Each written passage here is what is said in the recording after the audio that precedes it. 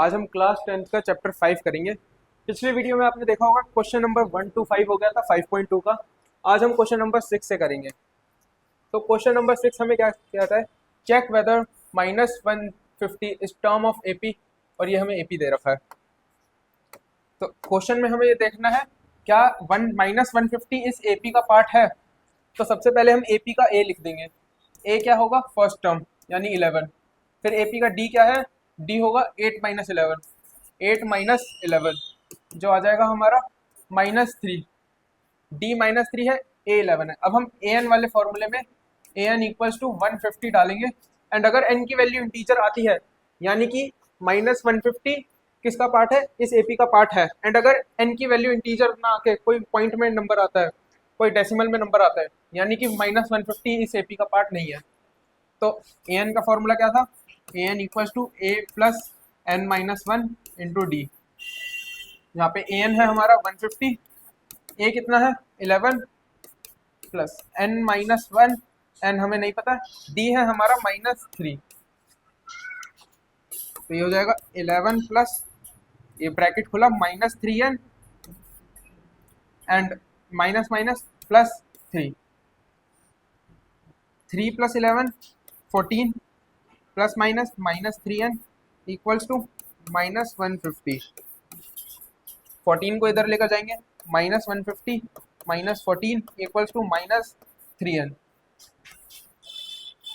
तो -164 कितना आ रहा है, -3n के इक्वल आ रहा है। माइनस से माइनस कटेगा। अब 164/3 कुछ पॉइंट में नंबर आएगा, ये आएगा 54 पॉइंट समथिंग आएगा। ये कोई इंटीजर नहीं आ रहा है, पॉइंट में नंबर आ रहा है, यानी कि 150 इस एपी का पार्ट नहीं है। तो -150 is not part of this AP. Okay, अगला क्वेश्चन देखते हैं। अगला क्वेश्चन हमें क्या कह रहा है, find the 31st term of an AP whose 11th term is 38 and the 16th term is 73।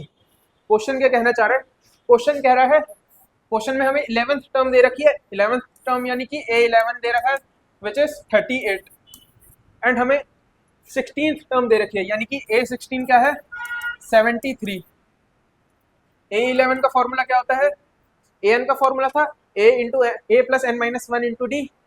8 11 हो जाएगा a प्लस n -1, n जो है यहाँ पे 11, 11 - 1 10 और d।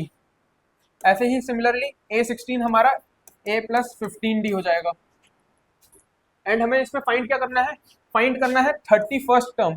31st टर्म यानी कि A31 which is equals to a plus 30d। अब ये दोनों इक्वेशन देखते हैं, इसको हम 1 मान लेते हैं, इसको हम 2 मान लेते हैं। अगर मैं करूं 2 - 1, सेकेंड इक्वेशन क्या थी, a plus 15d equals to 73 minus a plus 10d equals to 38। इन दोनों को माइनस करते हैं, क्या आएगा, a से a माइनस हो गया 0 plus 15d minus 10d 5d equals to 73 minus 38 क्या हो जाएगा, ये हो जाएगा 45। तो 5d इक्वल्स टू 45 आ रहा है। तो d यहाँ पे कितना आ जाएगा, 5 से 45 कटा, d is equals to 9। d की वैल्यू हमारी यहाँ पे 9 आ रही है। अब इस d की वैल्यू को इस वाले फॉर्मूले में पुट करेंगे, उससे हमारा a निकल रहा होगा। तो पुट करके देखते हैं, 38 equals to a plus 10 into D की जगह क्या डालेंगे 9, डी की जगह डाला 9। तो 38 equals to a plus 90, a कितना आएगा, a इक्वल्स टू 38 माइनस 90।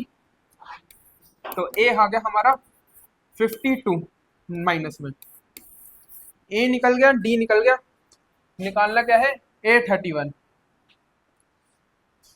छोटा नहीं होगा क्या। तो d आया था हमारा 9 एंड A31 निकालना है which is equals to a plus 30d।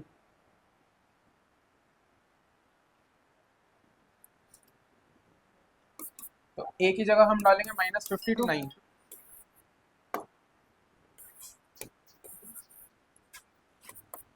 -52 plus 270 कितना हो जाएगा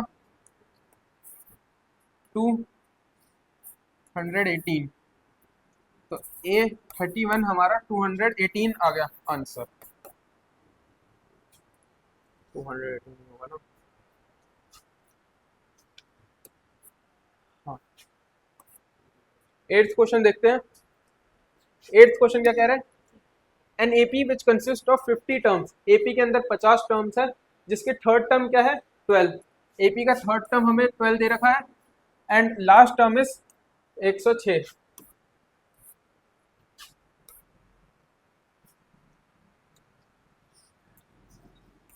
third term is 12 and last term is 106। तो A3 क्या है 12 जो हो जाएगा A plus 2D and last term, total terms हमारे पास 50 है तो लास्ट टर्म यानी कि A50 क्या दे रखा है 106। तो ये हो जाएगा A प्लस 49D। अब यहाँ पे हम सॉल्व कर लेंगे। इसको 1 मानता हूँ, इसको मैं 2 मानता हूँ। सेकेंड -1 करेंगे, A plus 49D equals to 106 minus A plus 2D equals to 12। A से A कटा, ये आ गया 49D माइनस 2D कितना आता है 47D इक्वल्स टू 94। D कितना आ गया हमारा, D equals to 94 upon 47।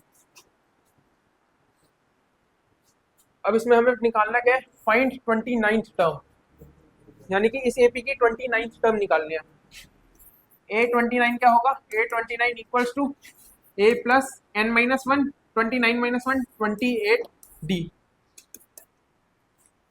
A कितना आया था फॉर्मूले में, D की जगह ये वैल्यू पुट करेंगे D की, 12 equals to A plus 2 into 94 upon 47। तो A आ जाएगा हमारा 12 माइनस 2 इंटू 94 अपॉन 47।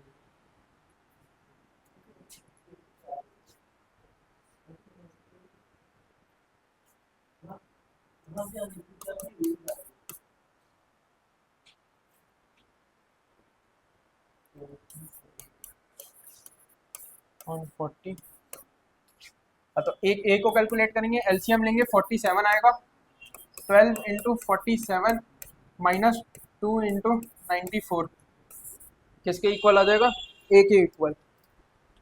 12 इंटू 47, हाँ तो 12 इंटू 47 कितना आएगा, ये आएगा 564 माइनस करेंगे 2 इंटू 94 कितना है 188 upon 47 which is equals to 376 upon 47 by 47। तो ये कितना आ जाएगा 8 आ जाएगा। तो ए हमारा कितना आ गया, ए इक्वल्स टू 8 एंड डी हमारा निकला था, डी जो हमने इससे पहले निकाला था वो था 94 अपॉन 47 एंड पूछा क्या गया हमसे A29, ये है कट के 2 हो जाएगा तो D इक्वल्स टू 2। A29 कितना आ जाएगा, A29 equals to A plus 28D। A कितना है 8 प्लस 28D कितना है 2। तो ये आ जाएगा 8 प्लस 2 इंटू 28 56। तो ये जाएगा 64। A29 आ गया 64 आंसर।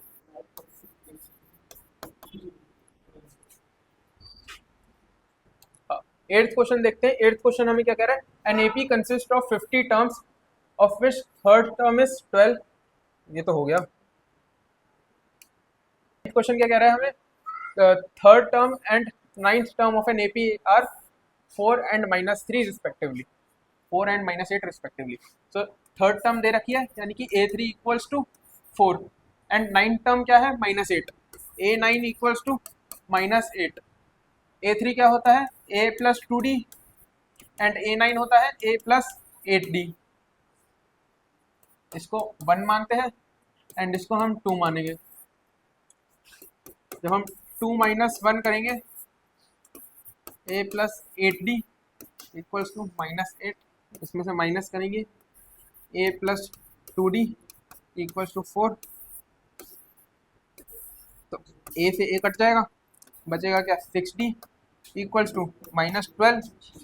D कितना आ गया हमारा, D आ गया हमारा -2, 6 से 12 कटा -2, D -2 आएगा, इस -2 को इस इक्वेशन में डालेंगे एंड A निकाल रहे होंगे हम, तो 4 equals to A plus 2 into -2, तो हो जाएगा A प्लस -4 और -4 उधर जाके प्लस हो जाएगा, 4 + 4 equals to A equals to 8 आ गया, A 8 आया, D -2 आया एंड हमें निकालना क्या था, which term of this AP is 0। तो ऐसी कौन सी टर्म है इस AP की जिसमें हमारा AP 0 हो रहा होगा, यानी कि AN इक्वल्स टू 0। तो हमें पूछा क्या गया है, n की वैल्यू पूछी है, हमें टर्म पूछा गया है जहाँ पे ये 0 बन जाता है। तो an का फॉर्मूला डालेंगे a plus n - 1 into D. an 0 है, a कितना है 8, n हमें पता नहीं, n - 1, d की वैल्यू -2 दे रखी है, अभी हमने -2 निकाला। अब 8 को इधर लेकर जाएंगे, -8 इक्वल्स टू, जब हम ब्रैकेट खोलेंगे ये बन जाएगा -2n minus minus plus plus 2, 2 को इधर लेकर आएंगे, -8, 2 उधर जाके -2 बन जाएगा इक्वल्स टू -2n। ये होगा -10 इक्वल्स टू -2n, माइनस से माइनस कटेगा, 2 से 10 कटेगा, तो 5 इक्वल्स टू n आ गया, विच इज आंसर, यानी कि n fifth term of this AP is 0। ये AP का पार्ट 2 था, पार्ट 1 इससे पहले हम डाल चुके हैं चैनल पे एंड पार्ट 3 अभी बहुत जल्द आ रहा होगा।